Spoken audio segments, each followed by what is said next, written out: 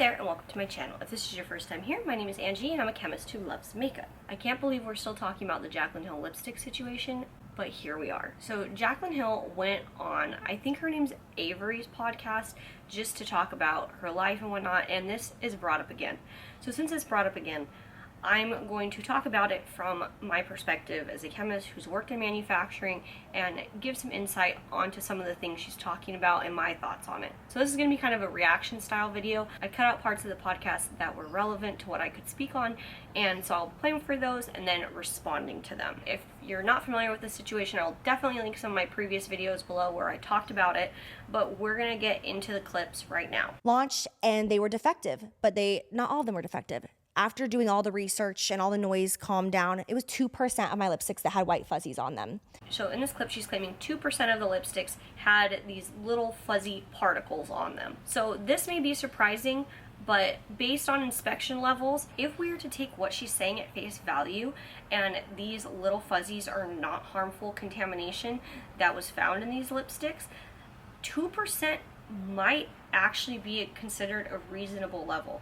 So where I get this from is when you're doing quality assurance and you are inspecting your product, you can't inspect 100%.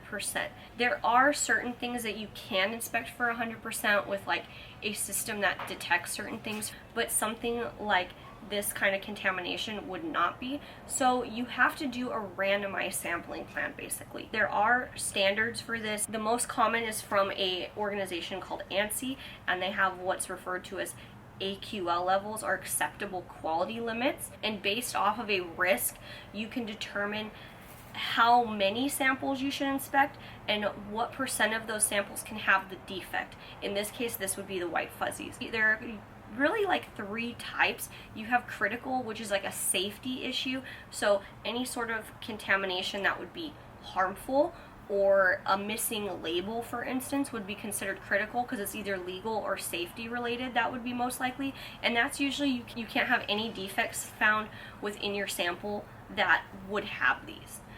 That being said, you also have major, which might be things like really bad like scuffing that could occur from the machinery. You might have something like, for instance, the air bubbles. Maybe the air bubbles are considered a major defect because they look really ugly and aren't pleasant to the consumer and might make the consumer not want to buy it. You can have a few of those but not too many, and then you have minor, which again, this may actually fall into minor because it's not known to be harmful. Maybe it's not really easily observed, or maybe like light scuffing or light marks that would impact the user experience but aren't as bad, I guess. Critical, you might not have any. A major, you might have a few that you can get out of your sample, and minor, you might be 4% or something like that.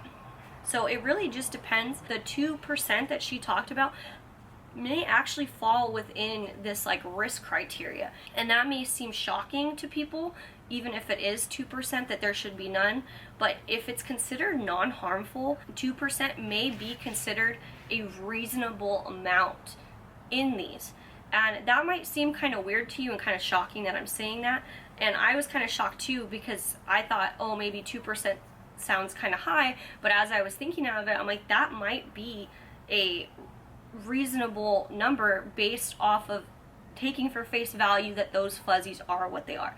Now, since it has been brought up, they should do some mitigation in the future to where they don't have that, but 2% actually could be reasonable for this. You're producing so many units, it's impossible to nail down the 2%. So it's interesting here that Avery's backing her up and saying it's impossible to nail down the 2%.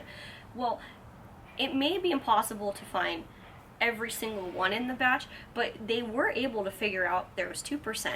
And I'm pretty sure it's because of the way that I just told you, is that they did a randomized inspection. So I'm sure they had data on this, probably specifically for white fuzzies.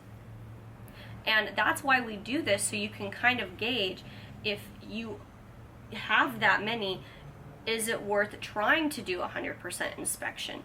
If this is a common thing, then maybe not. So for instance, in this video, I don't have the clip in here, Jaclyn says her Morphe palette, she had 250,000.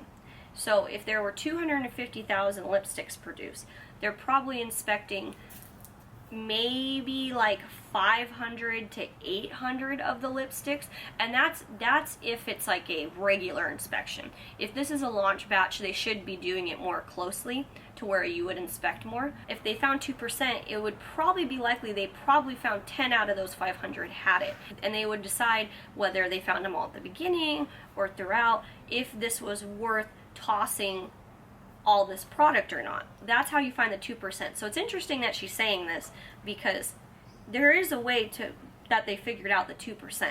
They didn't just wait for complaints and see. That's probably what they found in their sample inspection. And I also know how long you worked on the line, that I think people aren't thinking in their head, like, if you knew, of course you wouldn't release it. These fuzzies may not have been a deal breaker at the time. They probably were aware, and they probably determined it a low risk because they probably had this in the past. So it's not necessarily that they didn't know, it's that issue. If it's a non-harmful contamination, maybe that's just a risk that they decided to take. Spent my own money on that entire line, okay? Saved every penny I made from the beginning. Then I ended up getting investors before I launched, right? Because I realized with my Morphe sales, I'm incapable of this. Like, how am I supposed to do this on my own? But the plan was always to do it on my own. This is where Jaclyn admits that she has investors. And I wouldn't have expected her, if she was the sole investor, to understand the quality process, anything like that. But because she had Forma Brands, who owns Morphe, who owns Ariana Grande's brand, or did own Ariana Grande's brand, they should have that quality team to know this. So Forma and this manufacturer should have a quality agreement in place that would require the company, the manufacturer, to let Forma know if these kind of defects were found, and would also designate the amount of time that the manufacturer had to let Forma know if something were to happen, if something was wrong, and who determines what the standards are for the product. Because she had these investors, this is the kind of support system that should have been in place. People claim there was mold in them, you know, etc., all of that. But so what is the white fuzzies? Here's the tea, is how am I supposed to know? I'm not a chemist. Yeah. I'm not in there. You know, I went to the lab 3 times while developing, but like, I'm not the one who's doing that. No, but none of us are. Yeah, we know what we like in makeup. We don't know how to make it. I'm not a chemist. So this is kind of the big thing, is she says, how was I supposed to know what they are? I'm not a chemist. That's fine if she doesn't know what they are. But now she's very much backtracking her involvement on the process. She's saying she only visited 3 times, and honestly, she was probably in the R&D lab, which was farther away from the actual production floor where these are being produced.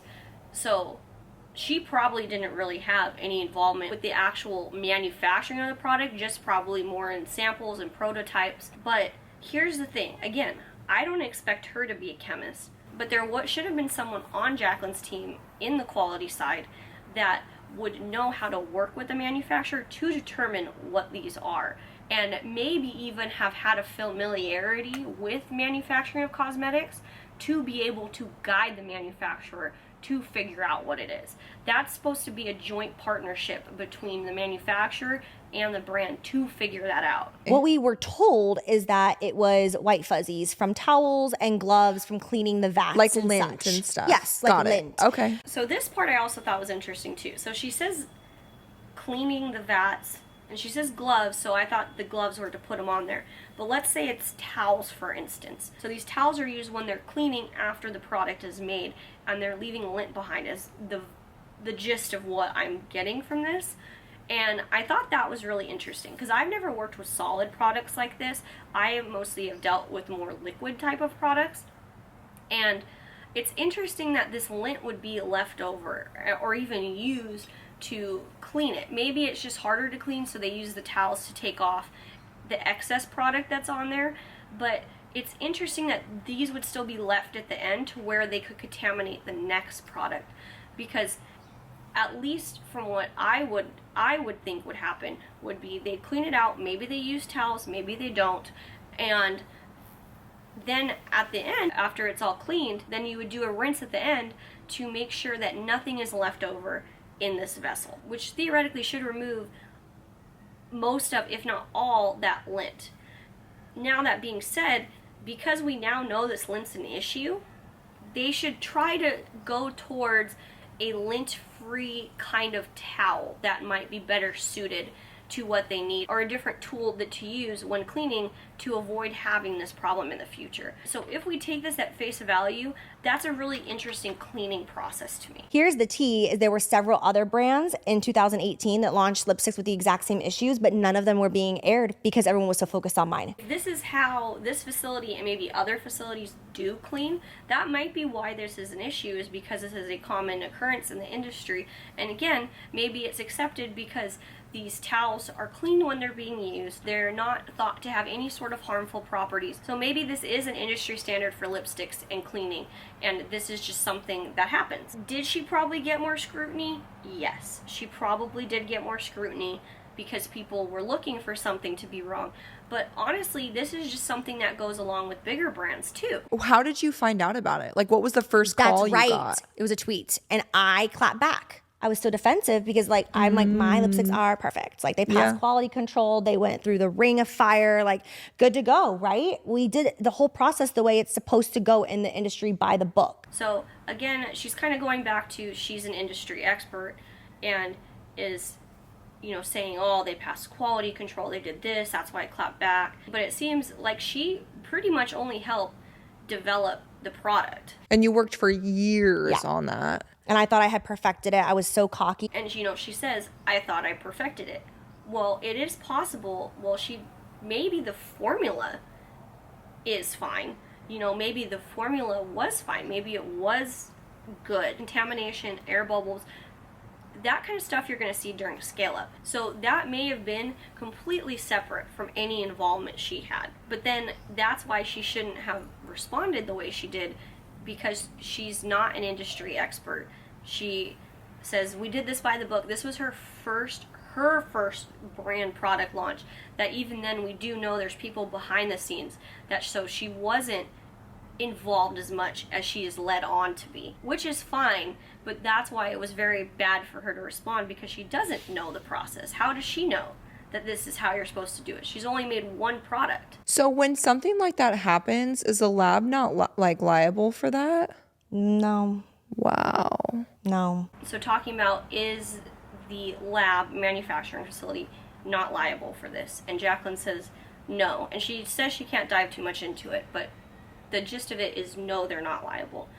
The reason why I think this probably is, this is just my opinion, is because they probably did have that quality agreement in place, and they probably did inform Forma. Forma probably signed off on everything. Forma signed off the go-ahead to sell this product, and that if the manufacturing facility wasn't hiding any of this stuff and the fuzzies are not harmful, so as long as the manufacturer didn't go against the agreement with Forma, then I could see why they're not liable for all this money being lost. I feel like that was like such a big redemption for you, though, because people loved them. Thank you. People did love them. I had to film that video times, not a fuzzy in sight. This is just a minor thing, but they talk about the launch of the highlighters and how well loved they were, and not a fuzzy in sight. That may have not been even a source of contamination for the highlighters. That might just be because there's no towels used in the cleaning process. If you find metal in something, sometimes we see recalls for metal in like food, it's probably because they have metal for chopping up something, but it would be impossible to find metal in like a soda bottle, for instance, because that's not something that would be used. So having no fuzzies isn't a sign of, oh, we did great with quality control or we improved the process, unless those towels were also being used but they didn't contaminate the highlighters. I don't know if that makes sense, but basically it's not a win to not have fuzzies if these towels are not used in that process. Of course you're not going to have fuzzies because they're not present. I've received product with fuzzies, with air bubbles. I don't give a damn. No, I don't either. I literally open it and I'm like, yeah, 100%. I'm like, I'll put that shit on my tongue. I don't give a care. Yeah. But it was just different. So this is going to be our last. She says, I don't care if my lipsticks have fuzzies. I don't care if they have air bubbles. I'm still going to use them.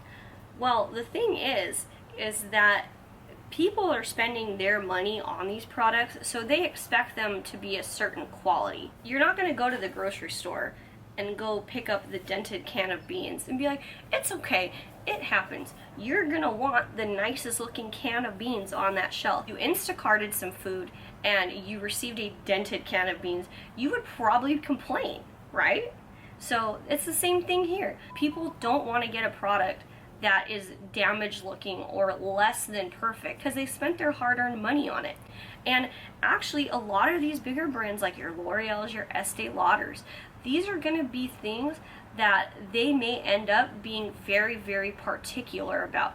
Because if L'Oreal gets a bunch of complaints, there's a bunch of air bubbles in the lipsticks, or there's a lot of fuzzy, there's probably going to lead to a lot of complaints that they're going to get that they probably would refund people for, and that's going to make people not trust their brand and not want to buy from them. That's why it's such a big deal. And maybe she doesn't care, but other consumers are going to care. To them, that $20 lipstick is a lot more of their income than probably it would be for her, or her who's getting it sent for free. Bigger brands do actually care about that stuff, and especially things that get posted online, because that's a pretty big deal too. Maybe someone swears off a L'Oreal because they had a hairy lipstick, so now they don't want to use any of their products because they're going to assume that there's something wrong with all of them. So if brands get enough complaints, they are going to care about it. So just because she doesn't care doesn't mean that customers, paying customers, don't care. So hopefully this is the last time we'll talk about these lipsticks again. I think it's time to put this to rest and just move on.